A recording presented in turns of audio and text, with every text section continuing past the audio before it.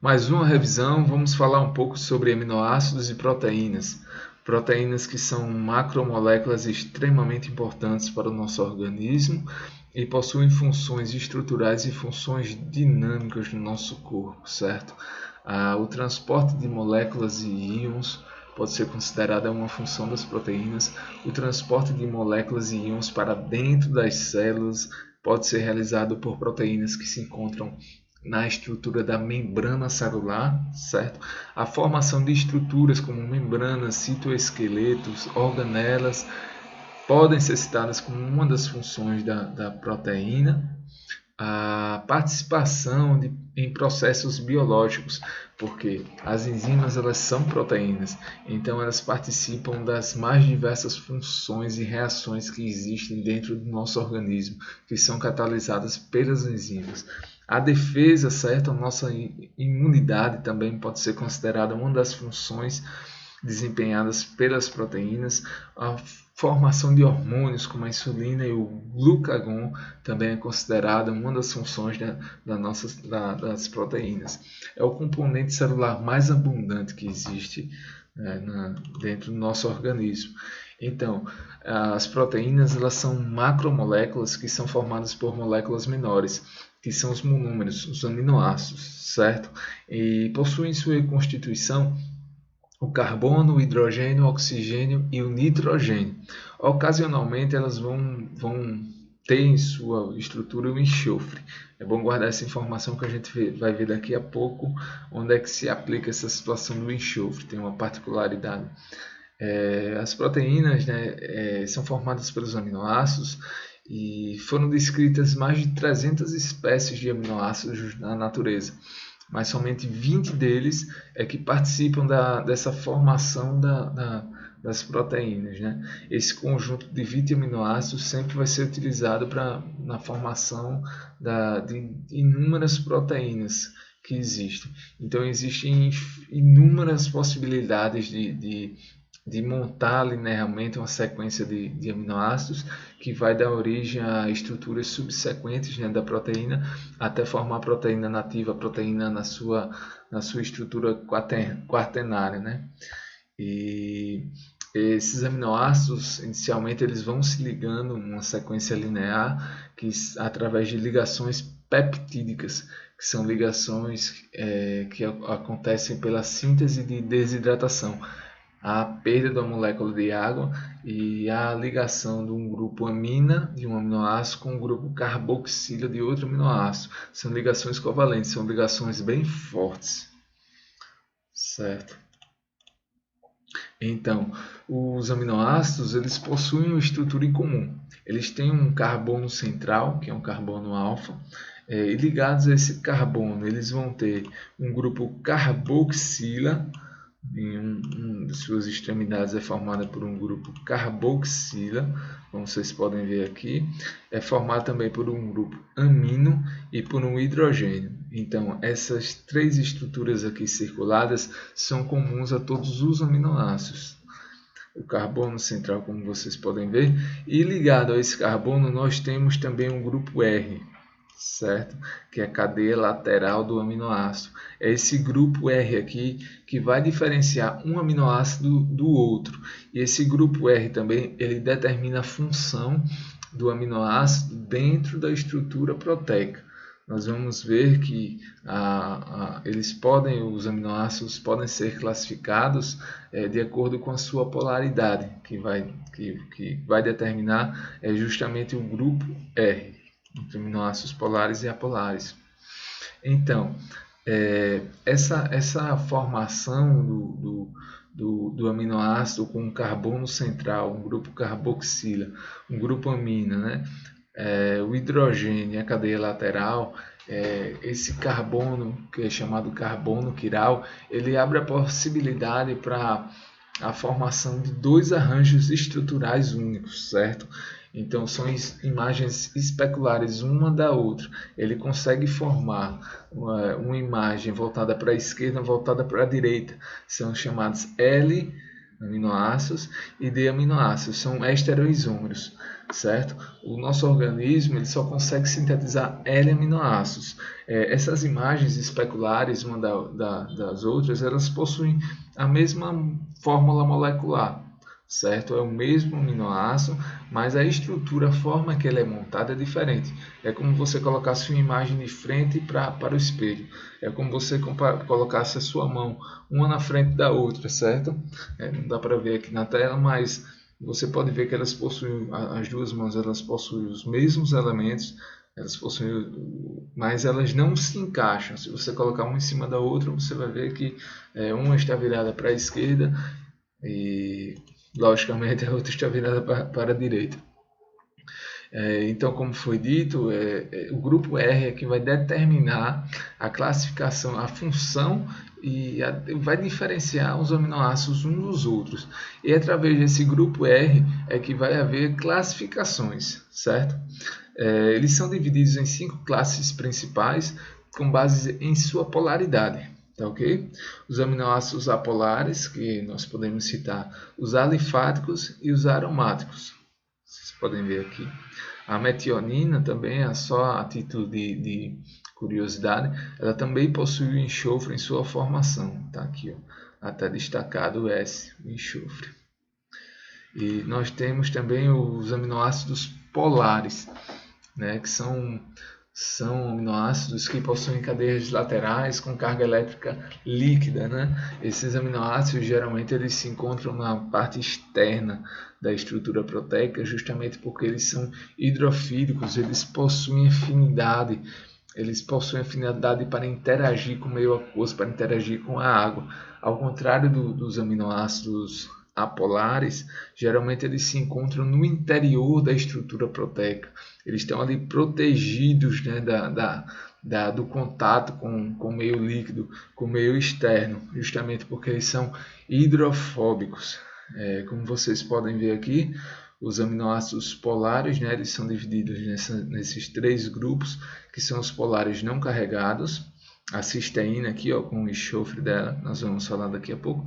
Os aminoácidos, né, polares carregados positivamente e os polares carregados negativamente. Então, os aminoácidos eles possuem uma particularidade em comum. Eles podem agir numa solução aquosa tanto como ácido quanto básico.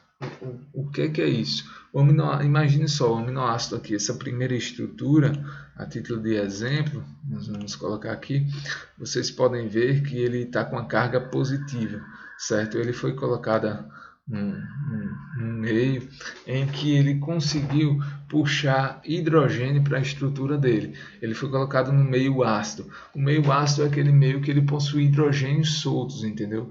Então, o aminoácido ele tem essa particularidade de servir como uma base. Ele vai puxar o hidrogênio, ele vai tentar tirar a acidez do meio em que ele está, certo? Se ele for colocado no meio mais alcalino, ele vai ceder esses hidrogênios. Aí vocês podem ver essa estrutura aqui, ó, ele já perdeu o hidrogênio aqui que estava no grupo carboxila dele, certo? É uma particularidade dos aminoácidos. Eles podem tanto puxar hidrogênios de um meio ácido para tentar equilibrar, né, a solução em que ele se encontra, como eles também podem ceder para tentar tornar o meio em que eles estão mais ácido. Então, a particularidade que eles possuem é funcionar como um ácido base dentro dessas soluções. Então, também existe uma classificação que é bem falada no curso de nutrição, a classificação dos aminoácidos em essenciais, não essenciais e condicionalmente essenciais. O que é isso? Os aminoácidos essenciais são aqueles que não são produzidos pelo nosso organismo. Então, nós necessitamos de uma ingestão através da nossa dieta desses aminoácidos, certo? São os essenciais. Eles não são produzidos pelo nosso organismo, certo? Então, ao contrário deles, os não essenciais são aqueles que o nosso corpo possui a capacidade de produzir, Nosso corpo consegue sintetizar esses aminoácidos no nosso organismo. E tem a classificação também dos condicionalmente essenciais. O que é isso? Condicionalmente essencial. Eles, a princípio, a priori, eles são aminoácidos não essenciais, sendo que, por questões fisiológicas ou patológicas, né, o nosso organismo ele pode sofrer alguma depreciação nessa capacidade de sintetizar, de produzir esses aminoácidos. Voltando, o nosso organismo ele consegue produzir esse aminoácido, mas devido a alguma patologia ou alguma alteração fisiológica, nosso organismo vai passar a ter dificuldade em produzir esse aminoácido. Então, esses aminoácidos são considerados condicionalmente essenciais, certo? Então, os essenciais, eles não são produzidos pelo nosso organismo.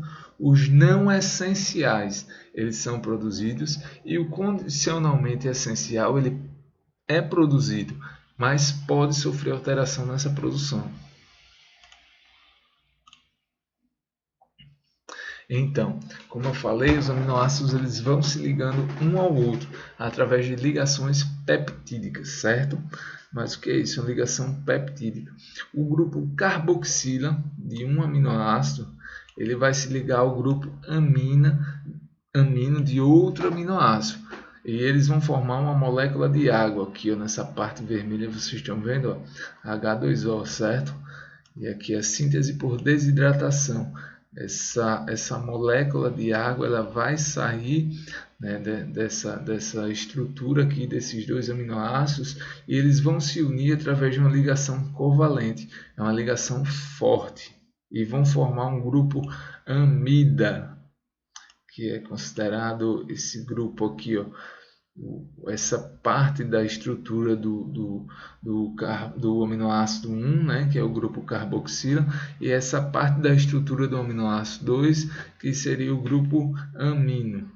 Então, há a retirada dessa molécula de água, o H2O, e é realizada essa junção desses dois aminoácidos, certo? São ligações peptídicas, é uma síntese por desidratação, porque ele perde uma molécula de água nessa ligação, certo? E são ligações covalentes.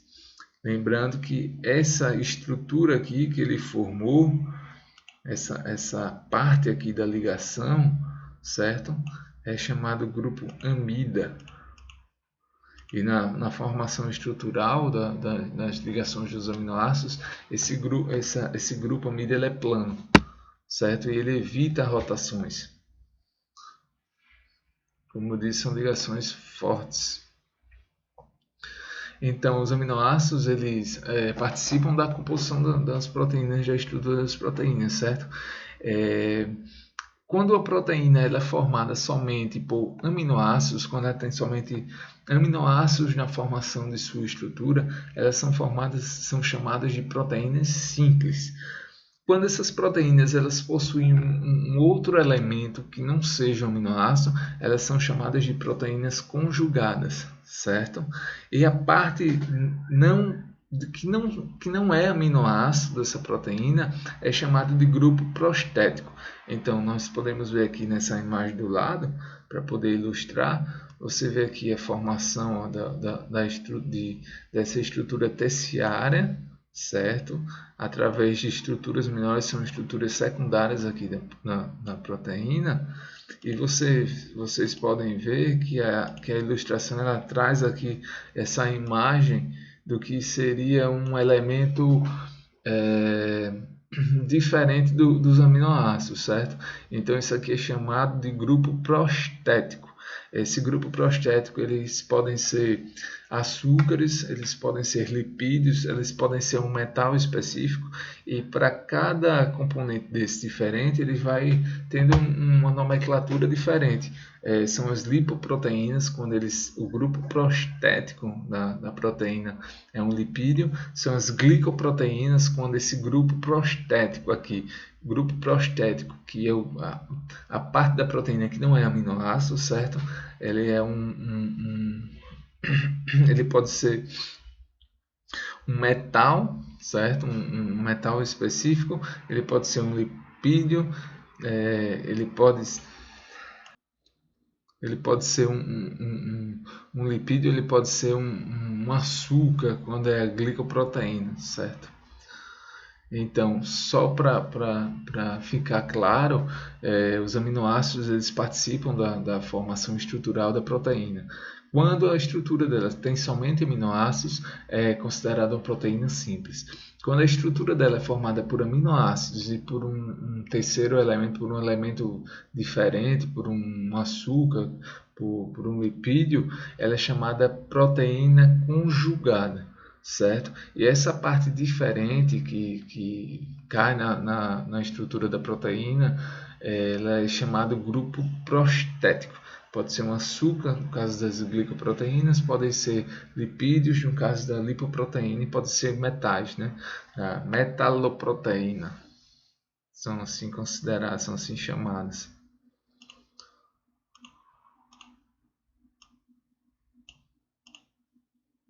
Então, vamos falar agora sobre a estrutura das proteínas, a começar pela estrutura primária. Então, como nós vimos, os aminoácidos eles vão se ligando um ao outro através de ligações peptídicas.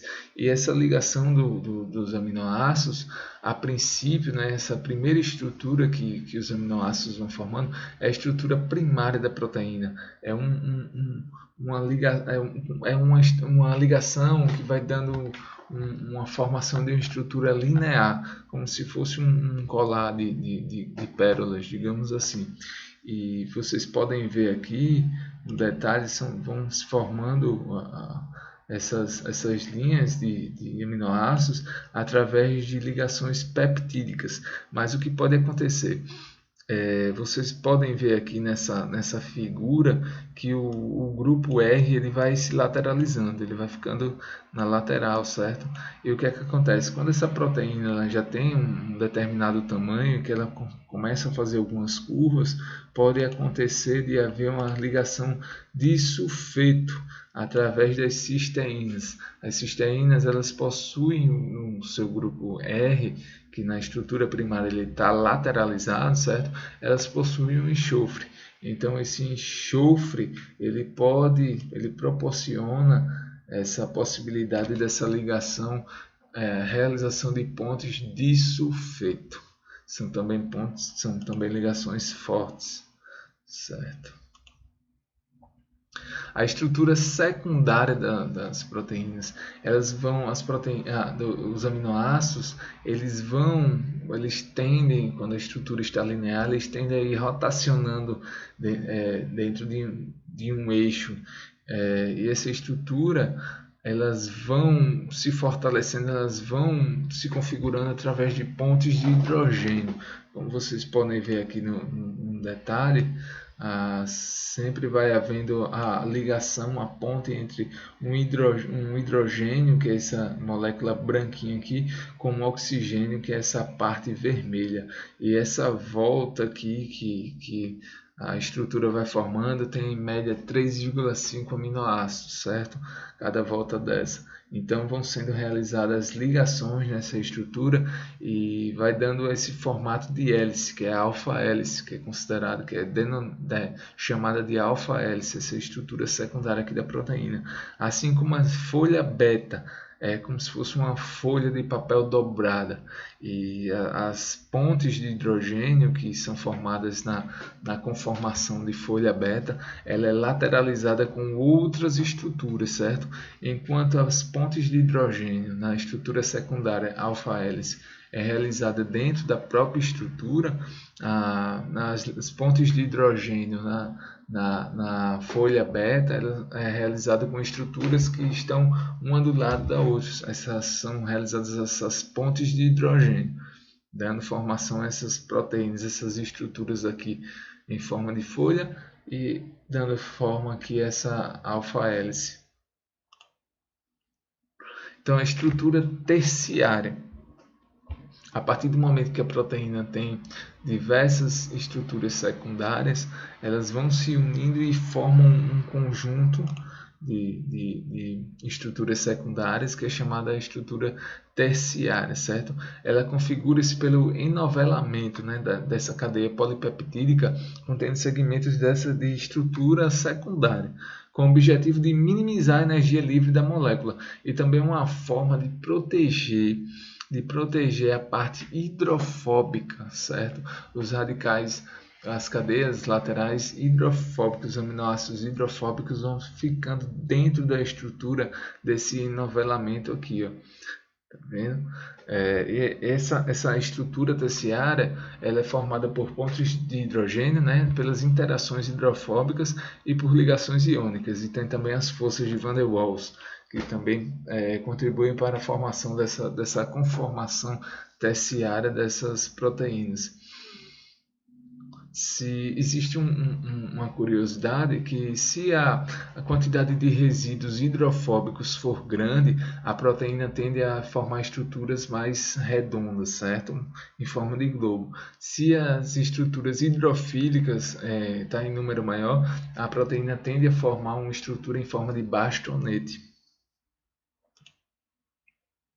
E a estrutura quaternária, né, refere-se ao rearranjo espacial de duas ou mais cadeias polipeptídicas que apresentam estrutura terciária.